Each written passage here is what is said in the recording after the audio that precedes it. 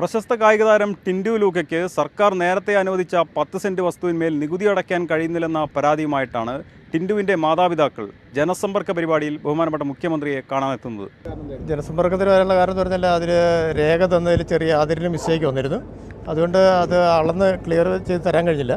ഇപ്പോൾ അതെല്ലാം ക്ലിയർ ചെയ്ത് ഇനി അത് ഒരാഴ്ചയ്ക്കുള്ളിൽ സ്ഥലം കൈവശം തന്ന് പെരപണിയാനുള്ള എല്ലാ ഉമ്മൻചാണ്ടി സാറ് പ്രഖ്യാപിച്ചു. കലക്ടറെ നിയമിച്ചിരിക്കുകയാണ്. തഹസിൽദാർ അതിൻ്റെ രേഖകളെല്ലാം കൈമാറി ഇനിയിപ്പോൾ അടുത്ത ദിവസം തന്നെ കാര്യങ്ങളെല്ലാം ക്ലിയർ ആവും. വാഗ്ദാനം ചെയ്ത് വീടിൻ്റെ അവസ്ഥ എന്ന് പറഞ്ഞാൽ സ്ഥലം കിട്ടാത്തതുകൊണ്ട് നമുക്ക് പണിയാൻ ഇതുവരെ തുടങ്ങാൻ കഴിഞ്ഞിട്ടില്ല. അത് തന്നെയാണ് അവസ്ഥ.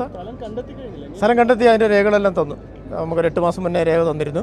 അപ്പോൾ അത് അന്നേരം അത് അളക്കാൻ വന്നപ്പോഴാണ് ഒരു ചെറിയൊരു അതിൻ്റെ പ്രശ്നം സംഭവിച്ചത്. അത് സർക്കാരിൻ്റെ നിലയിൽ അത് ക്ലിയർ ചെയ്താലേ തരാൻ പറ്റുള്ളൂ. അപ്പോൾ ക്ലിയർ ചെയ്ത് ഇപ്പോൾ അതെല്ലാം നടപടിയെല്ലാം സ്വീകരിച്ച് അതിൽ നമുക്ക് കൈവശം തന്നിരിക്കും.